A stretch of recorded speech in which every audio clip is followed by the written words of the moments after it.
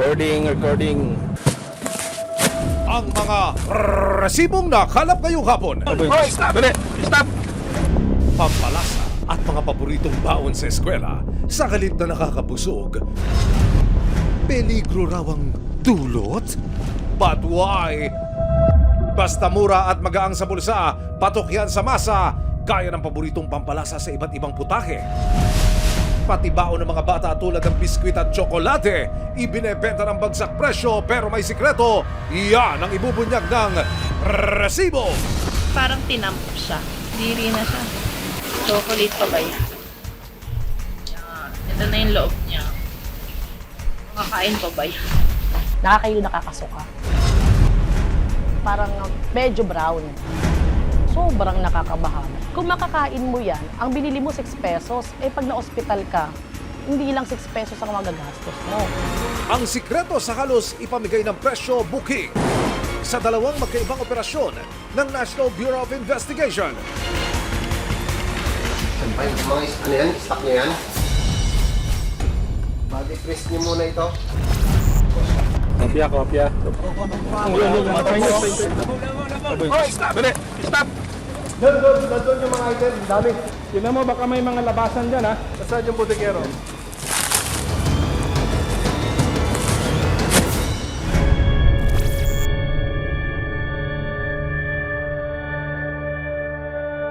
Walang lusot ang may atraso, walang ligtas ang abusado.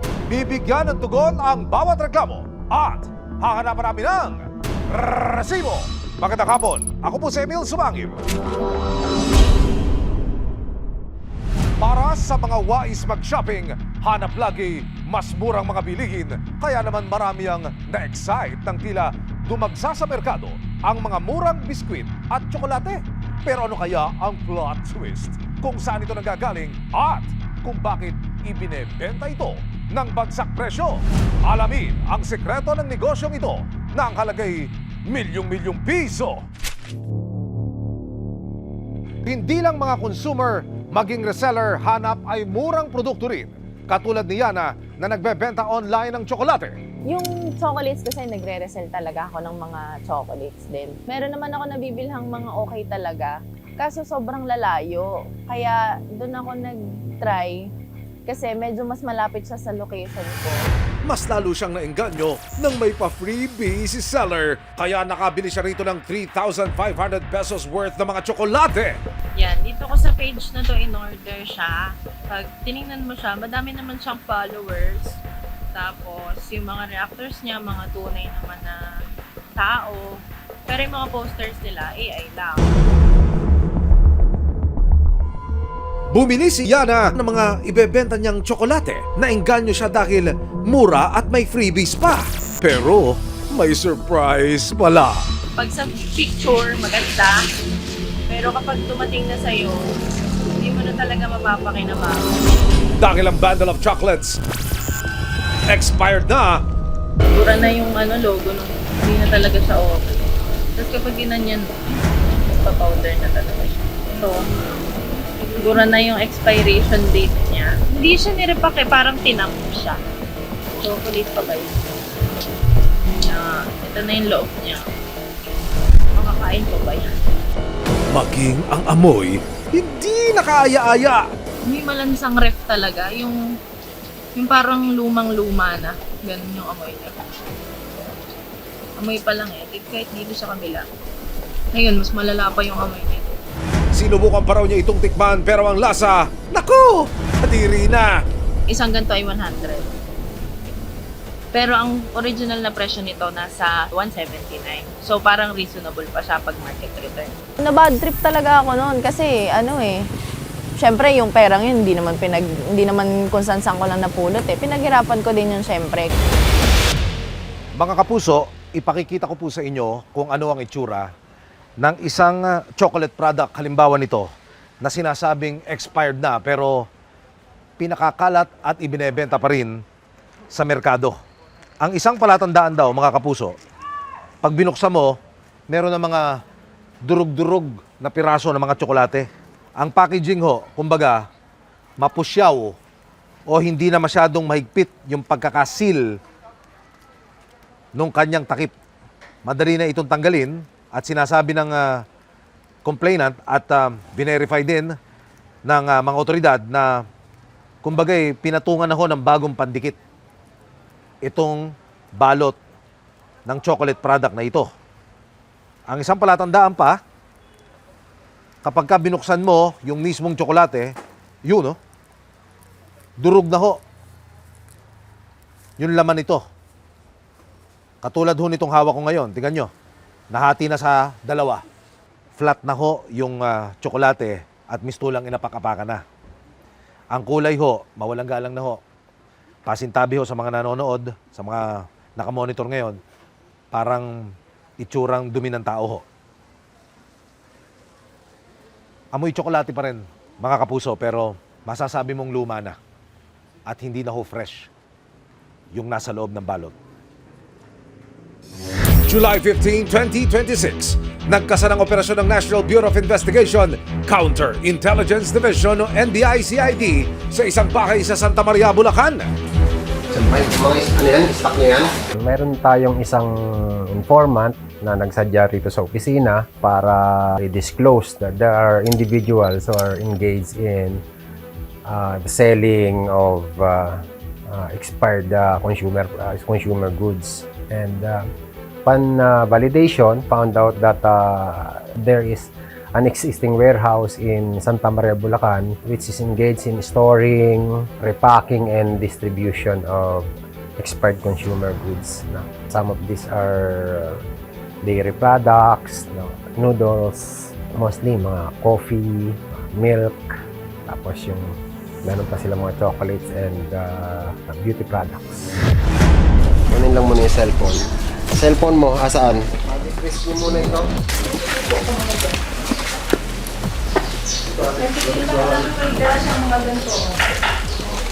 Hindi ako magtitinda, ma'am. Bakit yung mga ganito pagdala? May tindahan ako sa ano, ma'am. Ginagamit ko yan. Stay ka muna dyan, huwag ka muna umalis. Yung cellphone mo, andito lang ako mong hawakan yan. Ang mga bagsak presyong produkto karaniwang ibinebenta online, pero pwede rin daw ang walk-in. Daan-daang produkto ang tumambad sa kanila. Hindi lang expired, kundi marurumi na rin ang ibang produkto. Dugyot din ang atake. Nasa karton yung iba naman nakasiguro, yung iba kaya nakalatag sa may sako doon na nakalatag, parang pinipili nila. Tapos nililinisan nila siguro yung iba. Sabi nila, pull out daw sa mga supermarket. Dinatayang nagkakahalaga ng 3 milyong piso ang mga expired na produkto dito sa warehouse. Pagkatapos mag-inventaryo ng mga nakumpiska, pinapirma ng otoridad ang mga witness na naabutan sa operasyon. Inventory lang yan ng mga na-search namin. Hindi ikaw yun. Parang witness. Kinuha ng resibo ang panig ng may-ari ng warehouse pero hindi na ito humarap sa camera. Ayon sa kanya, hindi niya alam na expired pa lang ibinebenta ng nagre-renta sa kanyang bodega. Ipinakita sa amin ng NBI ang ilan sa mga produktong galing sa warehouse. So ito yung mga sample ng produkto na na-seize natin during the implementation of the search warrant. Ito, chocolate, palaman, noodle, vitamin. 2022 ang expiration niya. July 2025. Ito yung ano na, UP na. Sinampa natin sila ng violation ng Food and Drug Administration Act at we are contemplating on filing another case which is violation of Consumer Act at saka yung Food Safety Act. No? So yan pa yung mga pinag-iisay pa nating isang pangkaso. No? So base dun sa mga nakalap nating ebidensya. Ayon sa datos ng Food and Drug Administration o FDA, mula Enero hanggang Marso ngayong taon, umabot na sa 6.6 million pesos ang kabuuang halaga ng mga nakumpiskang expired goods sa bansa. Ang pagbebenta ng mga expired na pagkain ay paglabag sa Food Safety Act of 2013. Ang sino mang mapapatunayang magkasala ay pagbabayarin ng multa na hindi bababa sa 50,000 piso sa unang paglabag. Posible rin na masuspindi ang business permit o tuluyang kansilahin ito. Para mas sumarap ang mga lutuin, hindi mawawala sa listahan ang pake-pakete ng pantimpla at pampalasa. Pero Paano kung sa halip na umasim ang lutuin, naging mapakla? Ang yummy ay naging yaki? Anong mabait na katotohanan ang nasa likod ng taglipanang food enhancer sa pamilyan? Nakagawian naman ng inang si Jinky ang magkain ng mainit na sinigang lalo na kung maulan. Ang kanyang pampasarap at secret recipe sa paboritong ulam ng kanyang pamilya ang paggamit ng all-in-one seasoning o pampalasa. Matagal ako gumagamit ng seasoning yan. Yan ang lagi ko talagang ginagamit sa pang-araw-araw pag nagluluto ako. Then, pumunta ako sa palengke. Yun nga, bumili ako ng mga sangkap sa sinigang. Dumiretso si Jinky sa palengke para kumpletuhin ang kanyang checklist. Sa ganda ng packaging na tinda, madali kayong matutuksong bumili. First time kasi first time bumili doon. Maganda yung pagkakagawa ng packaging niya. Nung paluto na yung lulutuin kong sinigang, ihahalo ko na yung seasoning. Pero nang binuksan na ang sachet, napangiwi si Jinky dahil sa isang kakaibang amoy. Usually kasi, pag nararush ako, hindi ko na ginagamitan ng scissor. Ginaganon ko na lang sa ipin ko. So, naamoy ko kagad yung mabahong amoy. Sa bulok na gamot, expired na gamot, ganon. Basta hindi mo siya nanaising amuyin ulit. Nakakailo, nakakasuka. Kaya naman nagtaka si Jinky, bakit kaya biglang tila nagbago ang kalidad ng paborito niyang seasoning? Ang hinala niya, nabiktima siya ng peking produkto. Medyo brown. Kasi yung usually na seasoning, yellow. Tapos medyo buo-buo na. Tsaka hindi ganun kabaho. Yung nabili ko, sobrang baho talaga. Panawagan ni Jinky, dapat nang matuldukan ang ganitong panloloko. Bakit may mga taong gumagawa ng ganito? Para saan? Di ba naisip nila na baka family din nila is maranasan yung, at matikman yung naranasan ko. Kung makakain mo yan, ang binili mo 6 pesos, pag na-hospital ka, hindi lang 6 pesos ang magagastos mo. Pero hindi lang siya nagrereklamo. Marami ring netizens ang naglabas ng kani-kanilang sama ng loob at pag-aalala sa social media. Mukhang nauuso raw kasi ang modus na ganito at mapanling lang ang presyo. Naghain ng reklamo sa NBI-NCR ang isang kumpanya sa isang supplier. Pinepeki raw nito ang kanilang mga produkto na food enhancer at pinagkakakitaan. Ang mga bogus na produkto ipinapakalat sa mga palengke at sari-sari store. Ang warehouse na ito na sinasabi nilang naglalaman nitong mga flavor enhancer, binibenta nila yan in bulk sa mga sari-sari store. Ang teknik ng supplier, ialok ang paninda sa kalahating presyo ng orihinal nitong halaga. Kaya sa sobrang mura, sino ba namang business owner ang hindi maengganyo na makatipid at lumaki ang kita? Meron silang online tapos merong walk-in na bumibili. Parang ganoon, indicator to all customers. Para makasigurado na counterfeit niya, nag-test buy tayo. Meron tayong mga pusher customers at bumili tayo ng mga maraming produkto, no? At yung produkto, pinatest natin sa mismong maker. Nang isa ilalim sa pagsusuri ang mga nakalap na sample, lumabas na mga peke at counterfeit ang mga ito. Ang matinding twist, ang mga produkto, ginaya at ginawa pa sa labas ng Pilipinas, imported pa, ha? Ang may-ari ng warehouse ay Pilipino, Pero according to them, in the course of our investigation, galing sa ibang bansa at dinideliver dito, siniship dito sa ating bansa at tinatago nga sa mga warehouses. August 3, 2026, sa bisa ng isang search warrant, sumugod ang NBI-NCR at FDA sa Balagtas, Bulacan para pasukin ang bodega. Dito. Saan? Diyan. Copy, TL, Nang pasukin ang warehouse, makikita ang opisina nito sa entrada. Pakiano lang yung gate ko lang lalabas. Sa loob, tumambad ang daang-daang kahon na naglalaman ng di umano'y mga peking produkto. Doon yung mga item, dami. Tignan mo, baka may mga labasan dyan, ha? Nasaan yung bodeguero? Lika. Bodeguero. Nang buksan ng NBI agent sa mga kahon, Ito lang. Fake. Lahat yan. Marami pa. nang puntahan pa ang ibang sulok ng warehouse, makikitang nagkalat din ang pake-paketing seasoning. Ito rin. Ito siguro baka the same to eh. Ito, isa natin ito. Bodeguero. Ito rin, oh. Paigit 20,000 bundle ng peking all-in-one seasoning granules ang nasabat ng mga operatiba. Tinatayang nagkakalaga mga ito ng 2 milyong piso. Kinuha ng resibo ang panig ng mga negosyante, pero tumanggi silang magpaunlak ang anumang pahayag. Sisiguraduhin natin na mahuli itong mga marami pang ganito, no? Kasi nakakasama nga ito sa kalusugan ng tao. So, sa ngayon po, tuloy-tuloy ang investigation natin at surveillance sa mga warehouses o kahit mga tindahan na nagtitinda ng mga ganitong produkto. Inihahanda na ngayon ng NBI-NCR ang kasong paglabag sa RA 8293 o the Intellectual Property Code of the Philippines laban sa mga nagpapatakbo ng negosyo. Kapag napatunayang nagkasala, maaari silang makulong ng 2 hanggang 5 taon at magbayad ng danyos na hindi bababa sa 50,000 piso. Ayon sa Food and Drug Administration FDA, peligroso ang bumili ng mga expired na pagkain at iba pang produkto.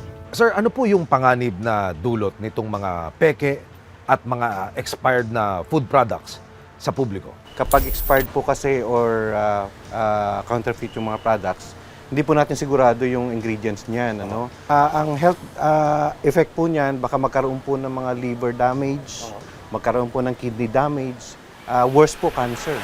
Nagbigay na rin ng payo ang FDA kung paano matutukoy ang peke o expired na produkto. Sir, ano yung mga, kung tawagin nila red flag o yung mga palatandaan na peke at yung produktong ibinebenta sa merkado expired ho? Una-una po, ang dapat tingnan natin, saan po ba binibenta yan? No? Yung pagbenta, una-una, most often na sir, yung online.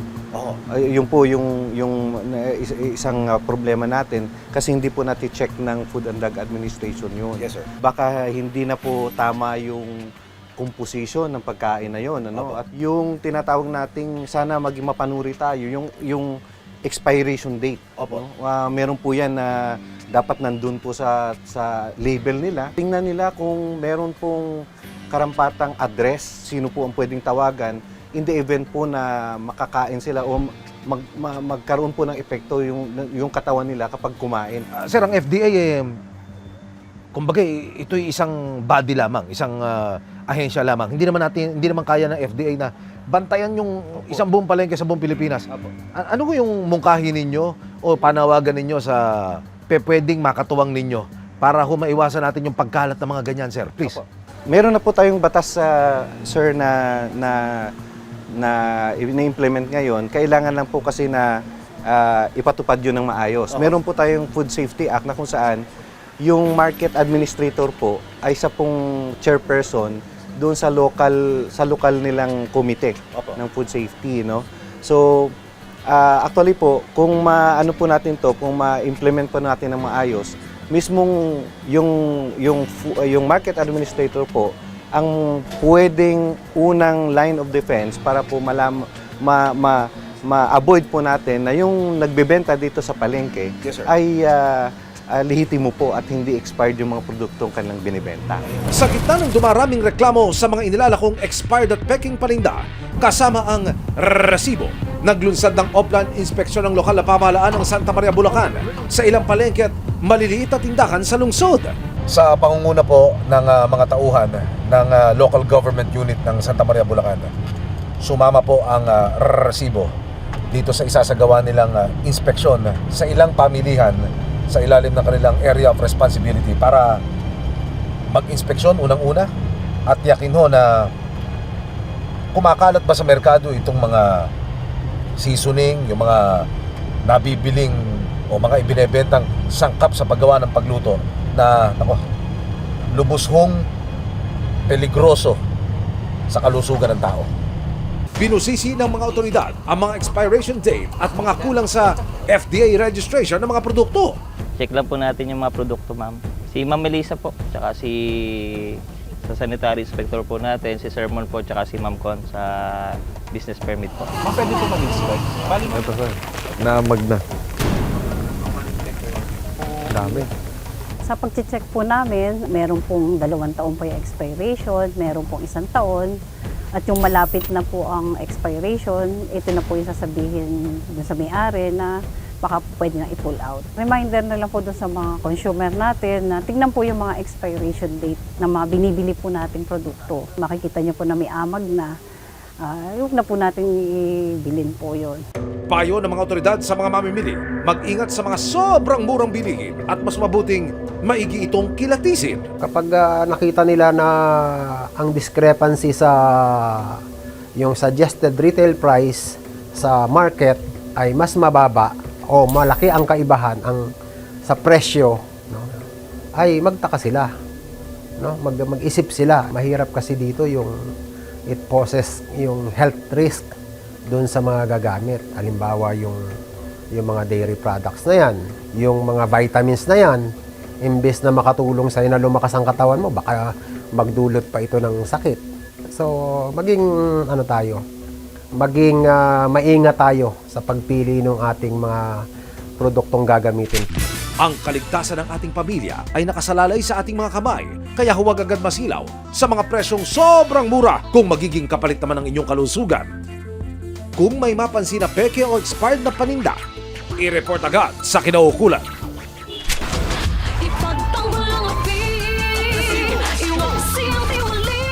Walang lusot ang may atraso, walang kawala ang abusado. Dahil ang bawat reklamo, hahanapan natin ng resibo. Hanggang sa muli, ako po si Emil Sumangil. Resibo, walang lusot ang